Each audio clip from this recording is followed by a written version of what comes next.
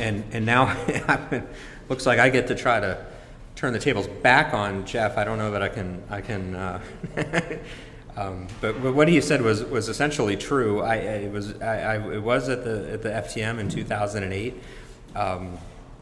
It was my first one. I have to confess this. I had lived in Tiverton for 5 years. My wife went to an FTM without me. I was working really late in the year before or 2 years before, and she came back speechless. And I'm like, well, that must have been awesome. This sort of old school colonial, everybody comes together. How it works in Vermont, where there's like 20 people that live there, perhaps, or something. She came back speechless. So I said, I got to go check this out myself. And so I did, and what I saw was sort of the ultimate cage fighting with 1,000 people in the room or something like that. And I saw some friends who are now friends of ours. I didn't know them at the time, but Jeff Caron as well, who really were there, really standing on principle against a lot of pressure to try to do the right thing. And so I wrote a blind letter and said, I don't know who you are, but I really respected what you did up there, and I'd like to meet you. And that's how I've come to know Jeff. And I've had the distinct honor of as the vice chairman of the budget committee with Jeff. So with that said, I'd like to give you back to Jeff Caron.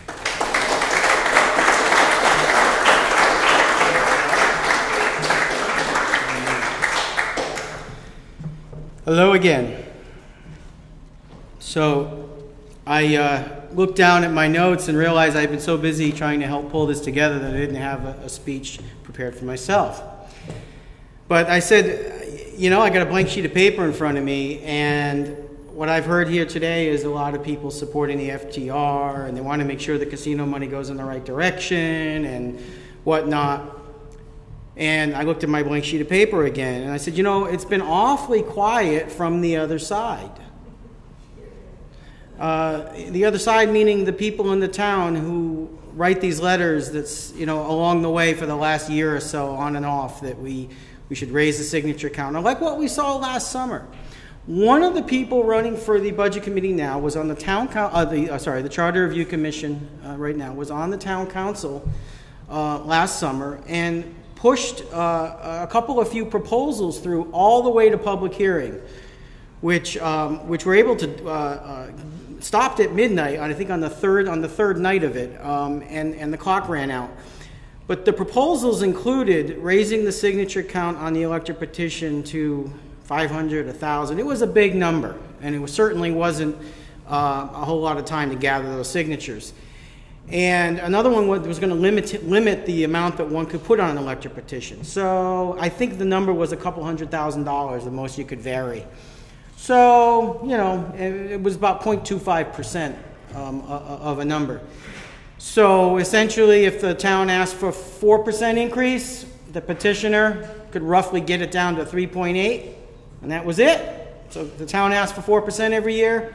Petitioner comes in, the lowest he can take it because of what would have been a charter change was 3.8%. So those were a couple of things that happened. And there was even another proposal last summer to eliminate the FTR, just a big X through it, eliminate the budget committee, a big X through it, and have the town council do it all. And this is how you have to be careful, because the ballot question that was proposed to go to public hearing last summer said with a backup of a referendum vote by signatures. So we were going to have a backup. But when you looked at the actual language submitted to the public hearing, there was no backup referendum. So that had that gone to ballot and had that passed in November, the town council would be in charge now of everything, and there would be no backup recourse for the taxpayer direct. So that being said, there's an awful lot of silence out there, and the people who are plugged into this hear through the grapevine what maybe this person or that person, and I can't use any names, what their position is. But I hope that everyone, especially everyone out in TV land, pays attention to the positions of all the candidates and runs that to ground to know their positions on these things, because just a little change here and a little change there, and all of a sudden the elector petition's gone. And the elector petition is the thing that keeps the government honest. Okay, it's the ability for everybody to put in that petition And that's what keeps the government sharp pencil going.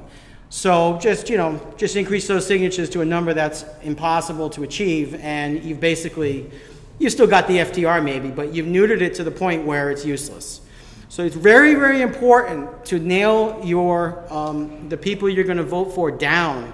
Nail them down on their positions on these things. And if somebody's rather ambiguous, I'll just say, then that's something to be nervous about, because all it takes is a number change here or there in that charter, and it's a completely different world for the town. I also want to point one thing out. These two lines on this chart are a 2% line, and this is a 2.5% line. So starting in 2002, had the tax levy grown at 2.5%, it would be here now, and had it grown at 2%, it would be here. So obviously we're way ahead of that. But the point I want to make is this is the casino revenue. And if all of the casino revenue were used to reduce taxes, it would get us to here. And we're still way, way higher than where we would be. So I just want to make that point. I don't think I heard anyone make that point, and nobody certainly explained what these two lines were. So this is, ballpark cost of living type lines that one would see. It was mentioned earlier about Section 1205 in the charter about the miscellaneous revenue. And yes, the casino revenue is directed to the general fund. And I think that the most important thing there, as we've heard over and over, is that it does stay in the budgetary process so that the people can have a vote on it. With that, I think I'll move on and let the next person come up, because I have many points to make, but many of them have already been said, and I'll keep this moving since it's rather long.